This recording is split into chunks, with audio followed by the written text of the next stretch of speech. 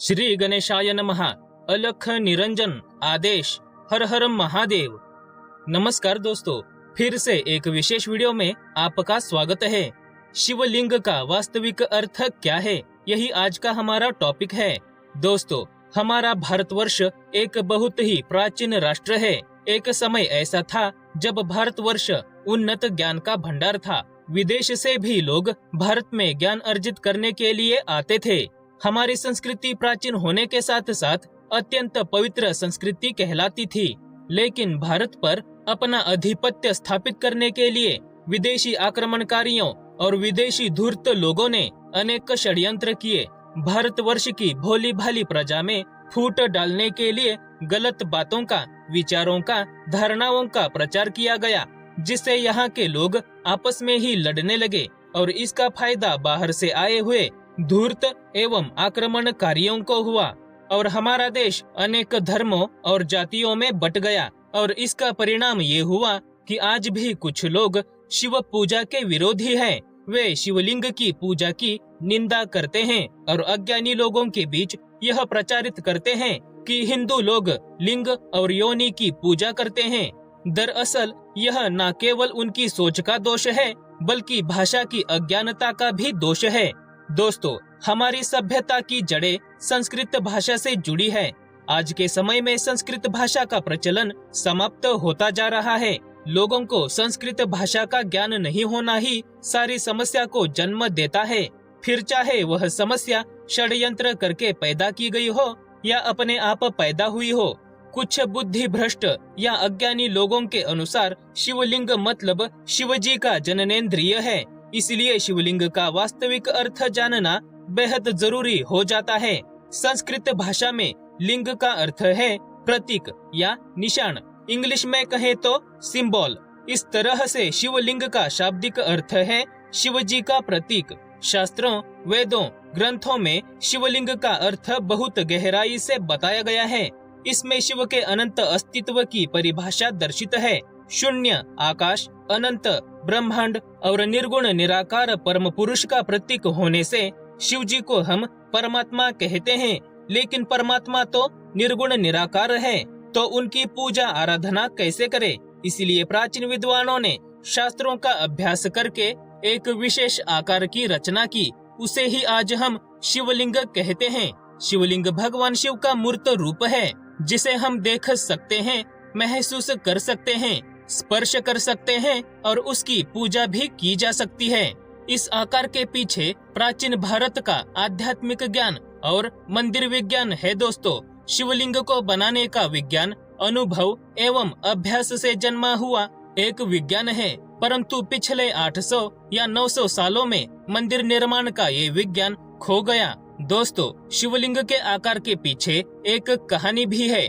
एक बार ब्रह्मा जी और विष्णु जी अपनी अपनी श्रेष्ठता को सिद्ध करते हुए आपस में ही संघर्ष करने लगे। तब दोनों के सामने ही एक विशाल अग्निस्तंभ प्रकट हुआ। तेज रोशनी के इस अनंत स्तंभ से ओम की ध्वनि उत्पन्न हो रही थी। स्तंभ से आवाज आई कि तुम में से जो इस स्तंभ के आखिरी छोर तक पहुँचेगा वही श्रेष्ठ कहलाएगा। दोनों ने ये बात मान ली। ब्रह्मा जी ऊपर की ओर तथा विष्णु जी नीचे की ओर चले गए। कहते हैं कि उन दोनों का ये सफर हजारों सालों तक चला। उसके बाद विष्णु जी हार गए। वापस लौटकर विष्णु जी ने अपनी हार स्वीकार की, परंतु ब्रह्मा जी ने यह दावा किया कि उन्होंने इस स्तंभ का ऊपर का छोर ढूंढ लिया है और प्रमाण के तौर पर उन्होंने एक केतकी का फूल दिखाया। केतकी ने ब्रह्मा जी के पक्ष में गवाही दी। तब अग्निस्तंभ की ज्वाला की लपटें और भड़क गई। अग्निस्तंभ से आवाज आई कि हे ब्रह्मा, इस स्तंभ का कोई भी अंत नहीं है। तुम झूठ बोल रहे हो, इसलिए पृथ्वी लोक पर तुम्हारी पूजा नहीं होगी। तथा उस केतकी के फूल को ब्रह्मा जी के झूठ में साथ देने के लिए शाप दिया कि मेरी पूजा में तुम वर्जित होगे। उसके बाद विष्णु जी और ब्रह्मा जी ने अग्निस्तंभ के सामने शांत होने के लिए प्रार्थना की। अग्निस्तंभ की लपटें शांत हो गई। विष्णु जी और ब्रह्मा जी ने अग्निस्तंभ से प्रार्थना की कि कृपया अपना परिचय दे तथा साकार रूप में प्रकट हो जाए। तब उस अग्निस्तंभ से भगवान शिव प्रकट हुए। उन्होंने कहा कि मैं आदि हूँ, अंत हूँ और अनंत भी, मैं शिव हूँ। तो ये थी कहानी। दोस्तों, जब आप शिवलिंग को देखते हो तब आपको एक स्तंभ दिखाई देता है।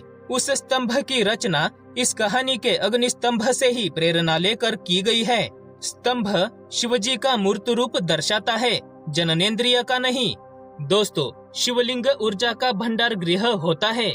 आध्यात्मिक विद्वानों और सिद्धों की माने तो शिवलिंग अनंत ऊर्जा को समाहित कर सकता है। यदि आप एक सही आकार का शिवलिंग बनाते हैं तो ये ऊर्जा का एक असीमित भंडार गृह बन जाता है। और यही शिवलिंग के आकार के पीछे का विज्ञान है। किंतु कुछ आक्रमणकारियों तथा विकृत मस्तिष्क के लोगों ने शिवलिंग में जननांग की कल्पना कर ली और हिंदू धर्म एवं शिव उपासकों के विरोध में गलत शलत कहानियां बना डाली। इसके परिणाम स्वरूप भोले भाले हिंदू इस शब्द के पीछे के रहस्य को ना समझ पाने के कारण भ्रमित हो गए।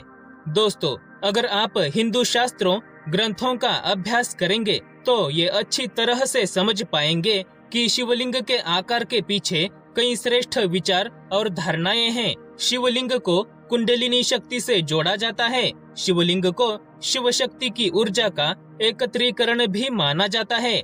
कुछ लोगों के मुताबिक शिवलिंग ही ब्रह्मांड का आधार है। मतलब शिवलिंग के आकार के पीछे श्रेष्ठ आध्यात्म और विज्ञान छिपा है। आशा है कि आपको ये जानकारी पसंद आई होगी। वीडियो को लाइक और ज्यादा से ज्यादा शेयर करें ताकि अन्य लोगों को भी शिवलिंग का असली अर्थ पता चल सके। क्या आपके घर में भी शिवलिंग है? कमेंट करके अवश्य बताइए। महादेव दर्शन चैनल को सब्सक्राइब करके बेल आइकन को ऑन करें तथा पूरे श्रद्धा भाव से बोलिए हर हर महादेव। धन्यवाद।